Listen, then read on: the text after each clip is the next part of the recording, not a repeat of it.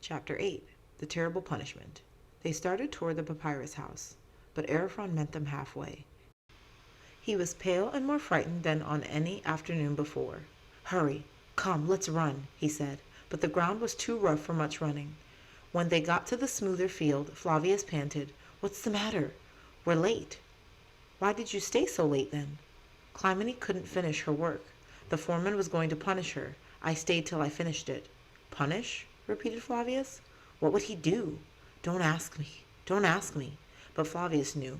Whipping slaves for a slight mistake was customary. Sometimes they were whipped until they died, and Arifron knew it too. By this time they had reached the foot of the Palatine.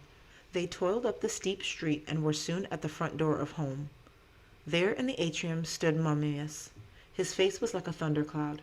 If the ground had cracked open with an earthquake, Flavius could not have been more scared. "Come here, Sirrah," shouted Mummius. Arifron, white as death, went to him. "Where have you been?" he demanded. Arifron hesitated, but there was nothing to tell except the truth. "I have been to see my wife." "You have no wife, and well you know it." "I have my wife," answered Arifron steadily. "By the goodness of the gods, I have her."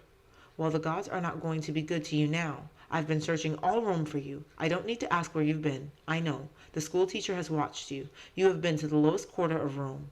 Day after day you have taken my son into that squalor and wickedness, letting him see and know what he ought never to see and know. Come with me. Out to the garden with you." He pushed Arifron in front of him, and they passed through the corridor to the triclinium and out the back door. The whip hung there in the garden. It did not occur to Flavius to try to defend Arifron. What his father decreed was as the decrees of the gods themselves. Besides, Flavius was struck dumb all over, in body and mind. Arifron was going to be whipped. If his father whipped him, Arifron would run away.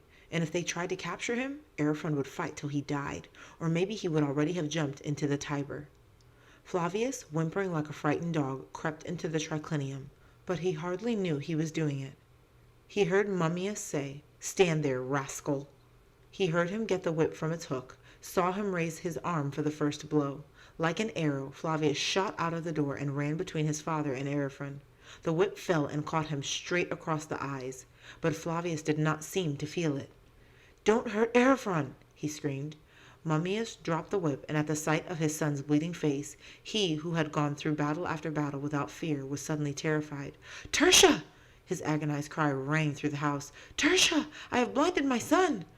He would have caught Flavius in his arms, but before he did so, Arifron had whirled about, picked up Flavius, and fled to the fountain to hold the boy's face under the running water, for well he knew that running water was best for wounds. As the water washed the place clear, he shouted, "He isn't blind, it's his forehead." "Don't hurt Arifron," he screamed. And Mummius at his elbow reached out toward his son, but Flavius, now almost hysterical, repeated again and again, "Don't whip Arifron, don't whip Arifron. Silent, silent, for the gods' love," said Mummius. "Could I strike anyone who has told me my son can see?" Only then did Flavius cease to cry out and crumpled up in Arifron's arms. Now Tertia was there. "Bring him to my room," she ordered. "Lay him on the bed. I'll get everything ready." Lying there on the bed, Flavius began to feel pain, a great throbbing ache in his head, but he clenched his fists and did not cry. Of course he must not cry while his father was present. Tertia was bathing his forehead, first with cool water, and then with a healing liquid. Mummius stood at the foot of the bed. "He is suffering," said Mummius in a low voice, as if he were suffering himself. "Yes," answered Tertia proudly, "but he does not cry." Only Tertia knew how Mummius adored his only son. But now Flavius became quite confused. "Clymene," he began to mutter. "They're whipping her. They're whipping her. They're whipping Clymene." "Who's Clymene?" asked Mummius. What in the world does he mean? "Clymene is my wife," said Arifron. "I talked too much about her. I forgot he wasn't grown up." Then he added, "He's so manly and like a man." Flavius certainly did not look like a man there in the bed.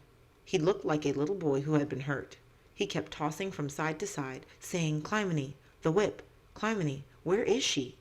After about an hour of this, Tertia said, "I wish Clymene was here. Maybe it would quiet him." "Then she shall be here," spoke Mummius. "Arifron, go fetch her." Arifron, his heart fairly jumping with a hope he dared not believe, started up. "I wonder if the foreman will allow her to come." "I'll go," said Mummius. Indeed, he was glad of any excuse to do something and to get away from the sight of Flavius tossing on the bed. Two slaves brought torches. They were armed with swords, and Mummius had his sword.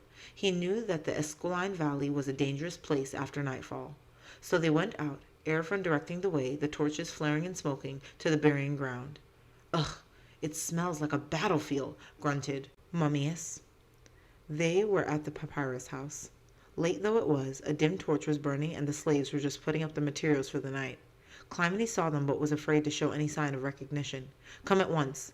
Mummius knew no one dared disobey him. "I'll send you back in the morning." "Flavius has been hurt," Arifron told her. "Oh, not our little Flavius," cried Clymene in a voice that Mummius took note of.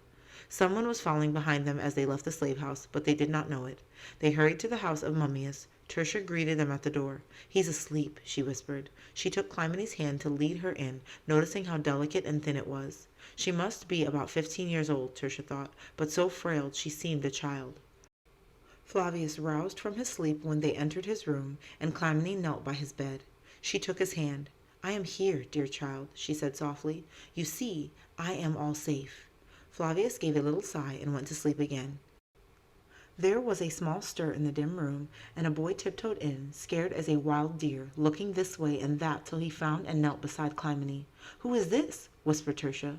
"It's only Hiram," whispered Clymene. "He always has to follow where I am."